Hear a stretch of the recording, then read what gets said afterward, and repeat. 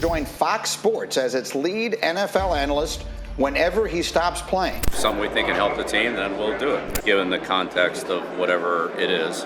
You didn't earn the wins. No retirement in my future. When I woke up this morning, I did not expect to make this video. I didn't think everything that we were covering in regards to the New England Patriots was going to culminate in this video. But then again, the New England Patriots aren't necessarily a team that comes out and announces big moves that they're planning to make. They've always been a team that's a little bit more under the radar, and that's the Patriot way. But man, I don't think there's a single fan in the NFL that could have anticipated the return of the greatest football player of all time. Yes, ladies and gentlemen. So before we get to the content, make sure you leave a like, subscribe, and turn on our notifications to help the channel grow. We're also running a giveaway on my Twitter account for when Aaron Rodgers finally gets traded to the New York Jets. All you have to do is follow me and retweet that tweet and turn on my notifications to enter. And now that we got all of that out of the way,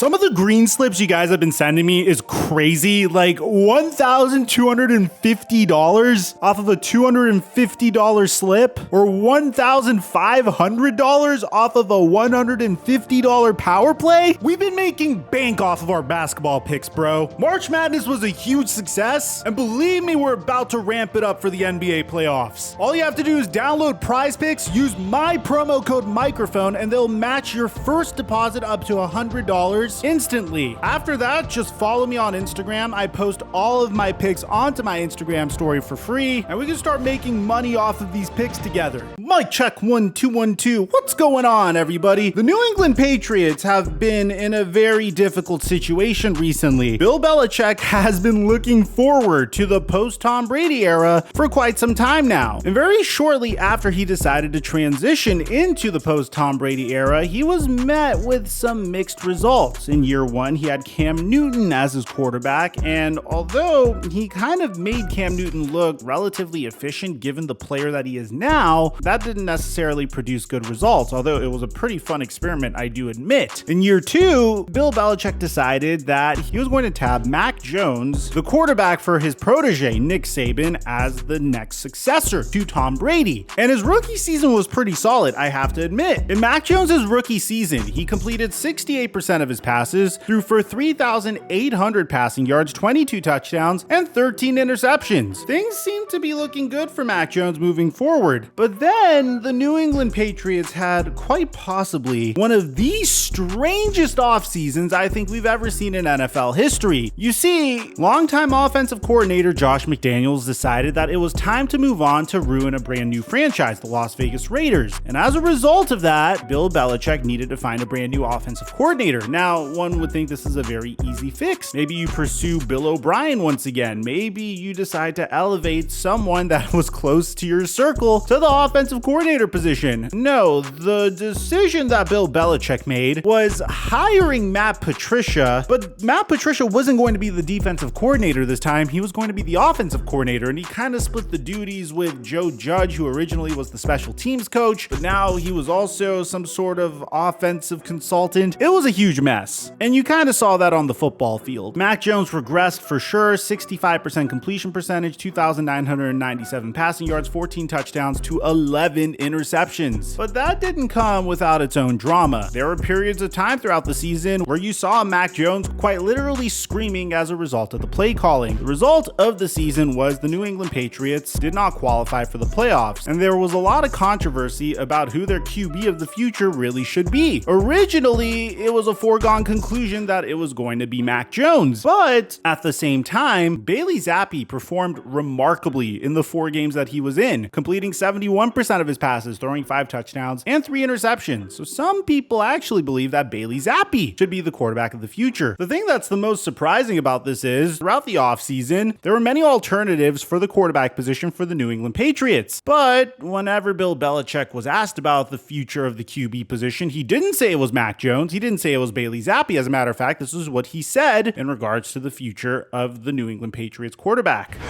Everybody get a chance to play the best player.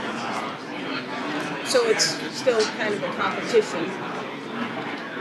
Everybody will get a chance to play every position. Everybody will get a chance to play. Everybody that's on a roster, if they earn the opportunity to play, then based on what they do in practice and all that, they'll all get an opportunity to play.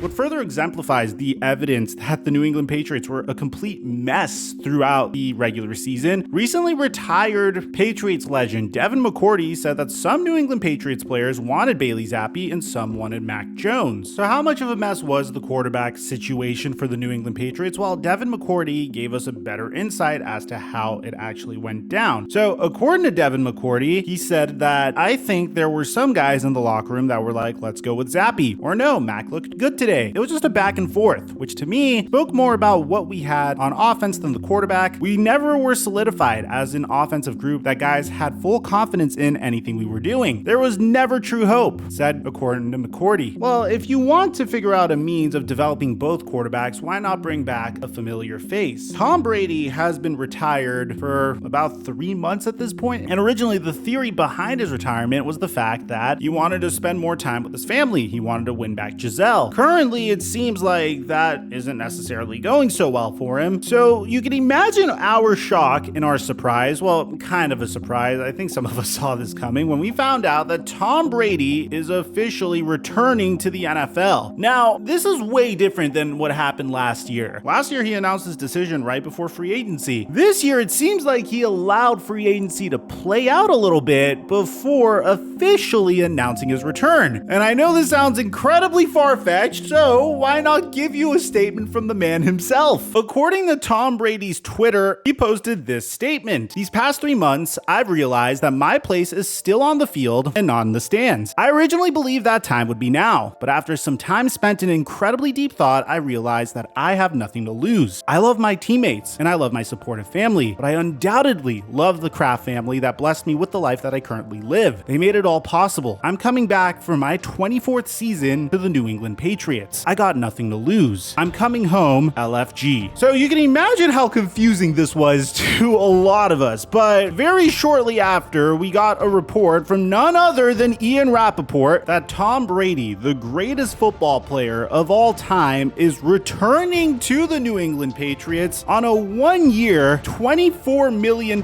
contract. Now, the reason why I think this is kind of funny is his previous contract with the Tampa Bay Buccaneers was a 1-year, $25 million contract. So I'm assuming he's saying $24 million for his 24th season in the NFL. But you can only imagine how shocking this is. This is what Bill Belichick had to say about the situation. Something we think can help the team, then we'll do it, given the context of whatever it is. So I think there's some foreshadowing here because a couple days ago, Robert Kraft was asked about Mac Jones's future with the team, and he said this. "I think bringing in Bill O'Brien, I think will work to his advantage, and I'm very positive and hopeful about this upcoming year, and I personally am a big fan of Mac." But I want you guys to understand, I don't think this is either Mac Jones or Tom Brady. Mac Jones still has 2 years left on his contract, and that's without including his 5th-year option. He does have the luxury of sitting behind Tom Brady and learning from Tom Brady, and then hopefully Tom Brady could pass the torch on to Mac Jones once he retires, if he ever is going to retire. Personally, I'm really shocked by this, especially considering the hype video that Tom Brady created for all of this.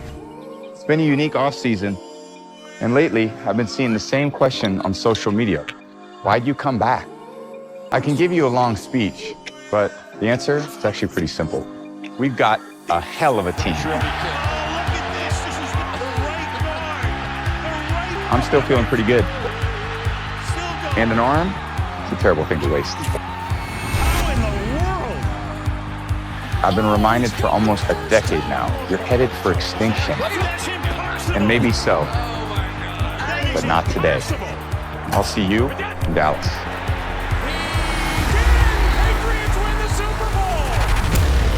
At the end of the day, do I think Tom Brady's making the right decision returning to football? I think it's getting to be very meme worthy at this point. I mean, I don't necessarily see the reason why he would return, but I guess you could say that division is wide open, at least currently, before the New York Jets get Aaron Rodgers. Yes, this means we're getting Tom Brady versus Aaron Rodgers twice a year once the Jets trade for Aaron Rodgers. Then we're getting Tom Brady versus Josh Allen twice a year. And then, of course, we're getting Tom Brady versus the newly formed super team of the Miami Dolphins. So Tom Brady will be going up against the ferocious Miami Dolphins defense that recently traded for Jalen Ramsey again twice a year. Personally, I'm all for it. I think this is going to be very good for the game of football. I think it's going to be very entertaining. I am a huge fan of Tom Brady versus Aaron Rodgers games, and seeing them face off against one another with their, I mean, I guess you could consider Tom Brady's team to be new, although it's a team that he played for before, should be very exciting. Now, we're going to keep you updated on the follow-up to this. Does this mean other free agents are going to go to New England? We already know how Bill Belichick feels about DeAndre Hopkins. 4 years, man. Love you, man. You too. Miss half the season, still gonna lead the league in receiving. You know I do my job, man. Yeah. Trying to get better, man. So seeing DeAndre Hopkins team up with Tom Brady definitely is a possibility at this point. Or maybe we see Odell Beckham Jr. join the New England Patriots for an opportunity to play with Tom Brady. At the end of the day, this should be very exciting. It makes a lot of sense because Bill Belichick was starting to get some questions about how good of a coach he is without Tom Brady. So let me know what you guys think about this situation in the comment section down below. I wanted to wish you guys a happy April Fool's Day.